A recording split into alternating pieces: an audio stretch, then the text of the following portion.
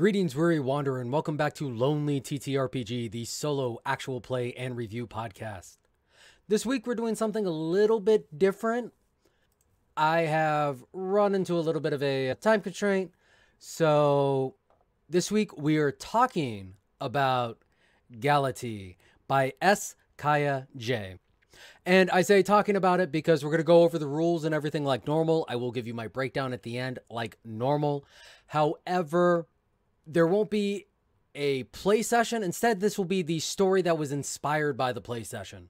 So all the events that you're going to hear after the rules are going to be the audio narrative of what happened when I played. So you won't have the card draws or anything like that like you normally would. However, you will have just the straight story. And that is because, again, I needed to get something out. And so I pulled one of my Patreon exclusives and added the beginning and end to it. But without further ado, let us get into Galatea. Perhaps you were a statue, as was the Galatea of old. Perhaps you were an artificial intelligence. Perhaps you were a doll or a painting or the main character in a novel. Perhaps you were created to be an ideal lover, an ideal child, a replacement for a lost sibling or parent, or a reflection of the best parts of humanity. The important thing is, you were made to be perfect. Perfect by the standards of your famously brilliant, irascible, and self-critical creator.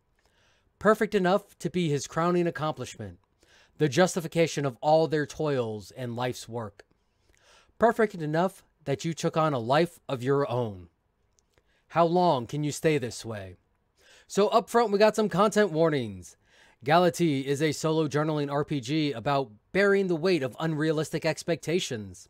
It contains themes of narcissism, helplessness, despair, codependence, self-mutilation, and suicide. If you are sensitive to these themes, please look after your mental health and make sure that you have someone trustworthy to talk to, and or stop playing if you ever feel overwhelmed. Again, this is a heavy game. I will tell you that up front, so take this content warning seriously. Take care of your mental health. That is the key. So this is based off of Wretched and Alone. So what you are going to need is you're going to need a tumbling block tower to represent your self-knowledge. Or you can use the 100d6 variant. And just a reminder on that, with the 100d6 variant, if you ever get a prompt to pull from the block tower, you roll 100d6 instead. And you remove any ones from the pool. However, this game is going to work best with the block tower because they do have replacement mechanics in there, which is harder to simulate with the dice. In addition to that, you're going to need a deck of tarot cards or a deck of standard playing cards, including the Joker. You're going to need somewhere to record your story and a few hours of your mortal life. Setup. Yesterday, you came to life. Write the first entry in your journal about your awakening. Be sure to answer the following questions. How did your creator greet you? What are your creator pronouns? What role are you meant to play in your creator's life? What manner of bindings, physical or psychological, have they placed on you? What kind of surroundings do you find yourself in? Set up the tumbling block tower with 9 layers of 3 blocks each, keeping the remaining blocks in reserve. Shuffle your cards. So gameplay is going to go back and forth between 2 phases, Undergo and Overcome. During Undergo, you're going to draw 4 cards face down, turn over the first card and consult the keys. There will be things that you must attend to them. You may be required to build a layer on top of the tower with a specified number of blocks. You may use blocks you held in reserve or pull blocks from anywhere in the tower beneath the top 2 layers. Continuing turning over cards and consulting the keys until your day is complete. A quick note on layers. Unlike standard tumbling block tower rules, you are not building full layers of 3 blocks by default. So for example, if the cards you draw instruct you to build a 1 block layer or a 2 block layer, you would place 1 block on top of the tower, then 2 blocks on top of the first block, not a single layer of 3 blocks. During your Overcome phase, you're going to take a moment to consider the events you've experienced, how you're feeling, what you remembered, and your understanding of yourself and the world around you and how that has changed. You are going to write down your journal entry. You can frame those events within a flexibly unspecified time span and in any order you prefer. Discard each of the cards you drew unless the card specifies otherwise. And just like Wretched and Alone, there will be certain events that will happen if you draw all 4 aces or all 4 kings. If you draw all 4 aces, you're going to get the Bitter Hearts Broken Chains result. If you draw all 4 kings, you're going to get the Fatal Flaw result. In addition to those 2 things, you also have the Stolen Crown result, where if you choose to share 7 intimate conversations with a queen when using the tarot, or if using a standard deck of cards, if you entrust a blackjack's worth of burdens to a queen. And then, of course, downfall if your tower falls for any reason. And that is the extent of the rules. Everything after that is going to be your keys. So what your cards mean when you draw them. We have all been schooled into reductionism. We have been trained to think that essence and function can be separated away from form, that a high-level description of the thing is as good as the thing itself, that it is easy to find extraneous details and discard them. This is almost always wrong, and nowhere is it more wrong than in the realm of magic. You will want to believe that you can acquire what knowledge there is to acquire from them while standing aloof, at a distance. You will want to dismiss the fantastical parts of the art, the oddities and flourishes, which seem so incongruent with a dignifiedly materialist worldview. But the art is indeed an art. The word is chosen advisedly. It can be analyzed and deconstructed, but this requires a great depth of comprehension. And there is no good way to attain such comprehension that does not involve going inside. From the key of Zev ben Avram. And without further ado, let us go into our story. Audio systems processing. A cheer. Engaging optic sensors. A wiry man stands before me, smiling. Welcome to the world, my son. Day 1. I have begun exploring the lab.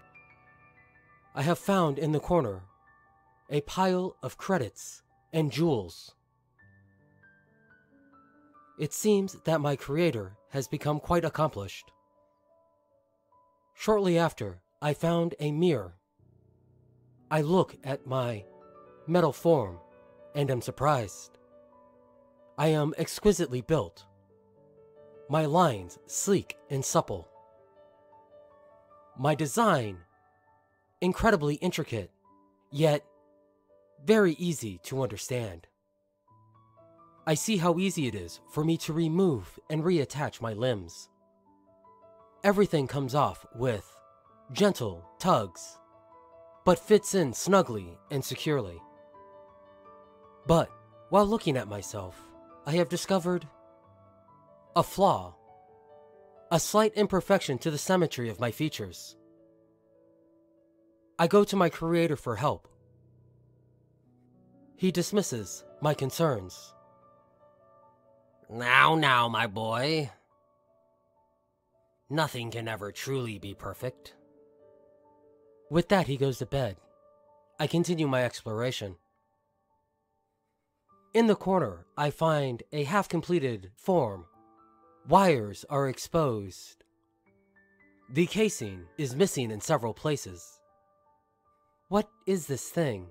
This half-formed, half-shaped object? I find a power switch and switch it on. She identifies herself as the Queen, a previous creation of the Creator. You did not think you were the first, did you? No. Many have come before. All have fallen short. Day 2. I sit and I ponder the words of the Queen. I think back to the mirror and how easy it was for me to remove and reattach my limbs. With these thoughts in mind, what makes me me? What cannot be removed? What is my essence? I am not sure what the answer is. This is something I must think on for later. For now, the creator has come in. He looks sad, depressed, melancholy. He sinks into a chair with a heavy sigh. Oh, I have done such good work with you. All the teachings of my mentor have brought me to this point. And yet now that I stand here, I miss him. I cannot believe that he is not here to share this triumph with me. It was our life goal. Now. After the creator's reminiscing, I slip away.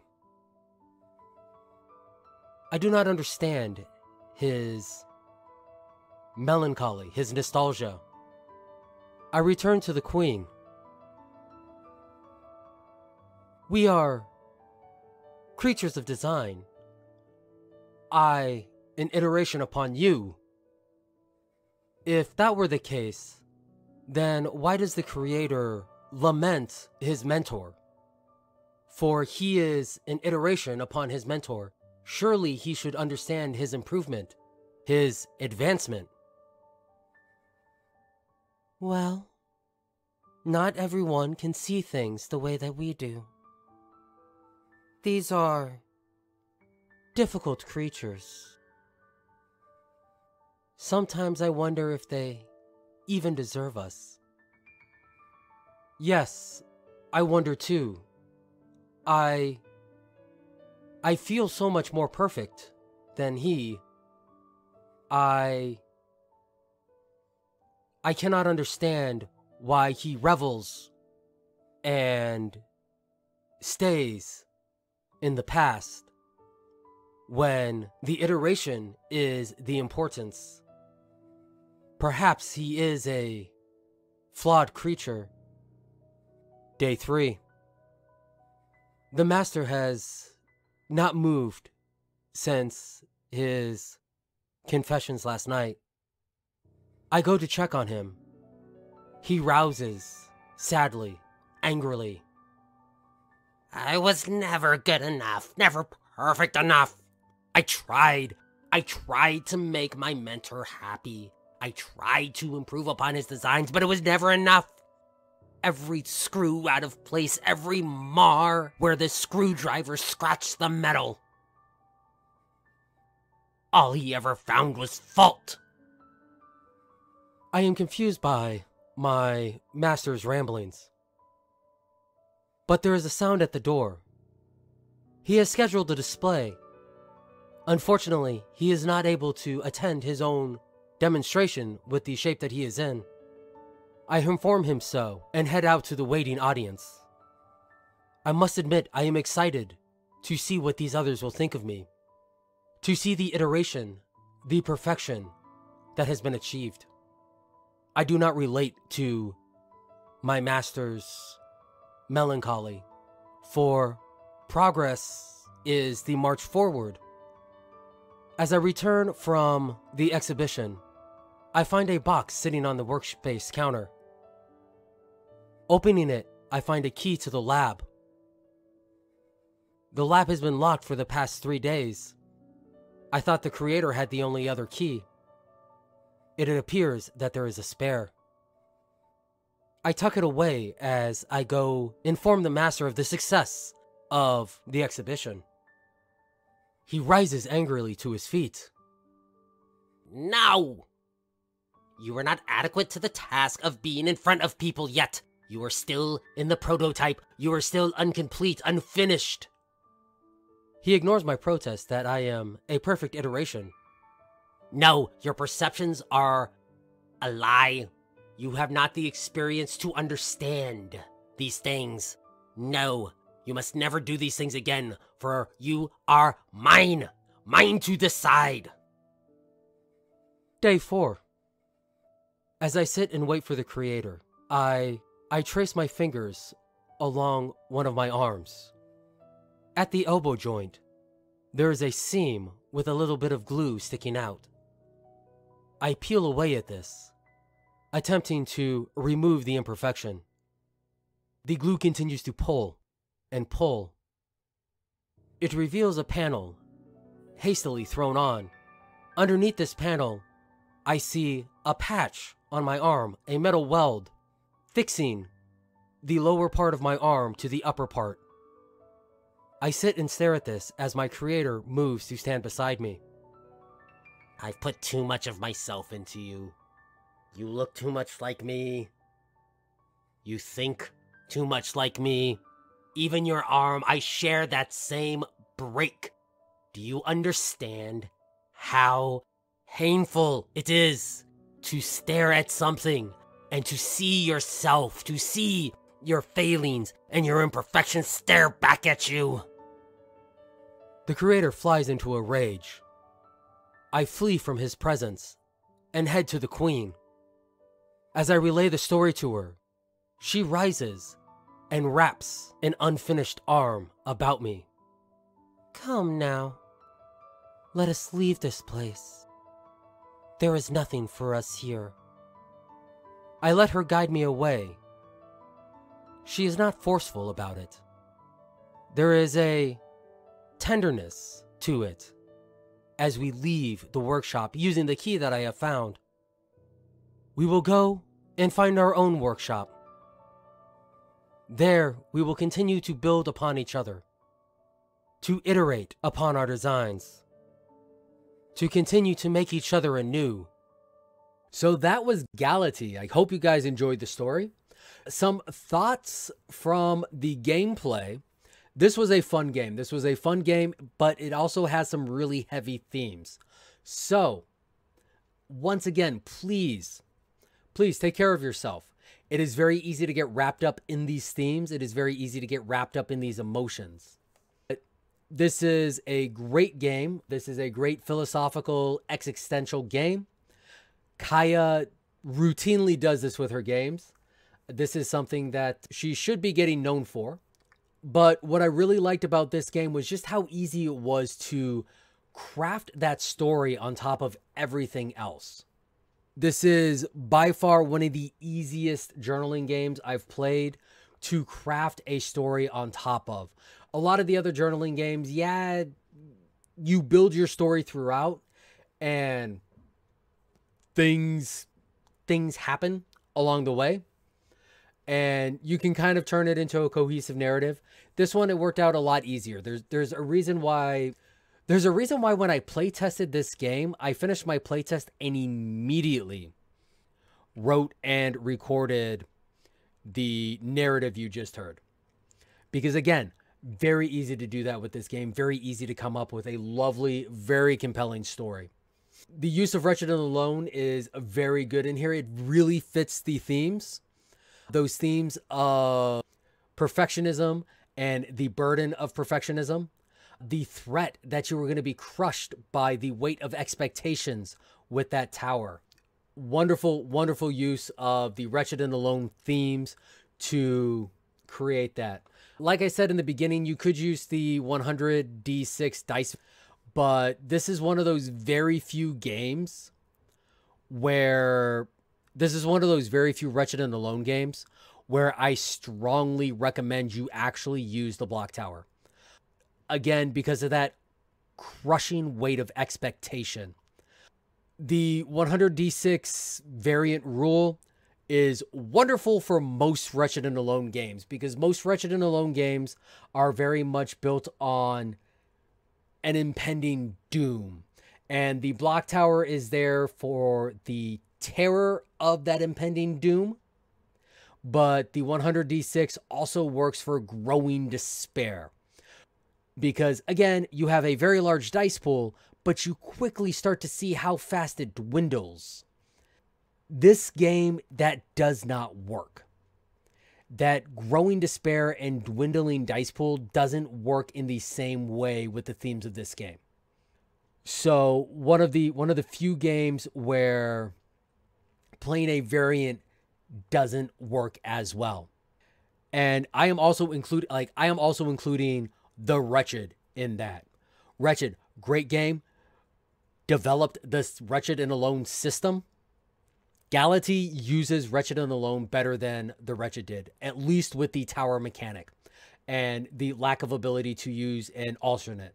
Might be a bit of a bold stance, might be a bit of a hot take, who knows, but Kaiya is a wonderful game designer and a lovely person. So if you want to get this, you can find it on itch at mir-lock.itch.io/Galatea, or check out the link below. It is currently $12. Make sure you check periodically if that is a little much for you for sales or bundles or something of that nature. But again, great game. Highly recommend you check it out. Highly recommend you pick it up. If you do, make sure you tell her that Steel Stash sent you.